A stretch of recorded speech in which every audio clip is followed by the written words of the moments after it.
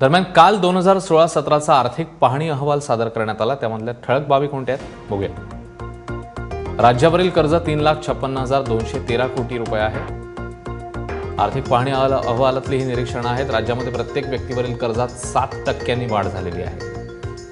प्रत्येक व्यक्तीच्या डोक्यावर 31,720 रुपये इतकं कर्ज आहे आणि राज्यातल्या प्रत्येक शेतकऱ्याच्या डोक्यावर 29,621 रुपये कर्ज आहे। खासगी सावकारांकडून घेतलेल्या कर्जाची रक्कम आहे 1,224 कोटी। तर राज्याचं दरडोई उत्पन्न 1,47,399 रुपये इतकं आहे। दरडोई उत्पन्नात कर्नाटक नंतर राज्यामध्ये भारताच्या या सगळ्या राज्यांमध्ये महाराष्ट्राचा दुसरा क्रमांक आहे। तर जलयुक्त शिवारसाठी 1,400 कोटींपैकी 85 कोटी रुपये खर्च झालेले आहेत। गेल्या वर्षीच्या तुलनेत जलयुक्त शिवारवरचा खर्च हा घटलेला आहे, हे देखील निरीक्षण यामध्ये नोंदवण्यात आले आहे।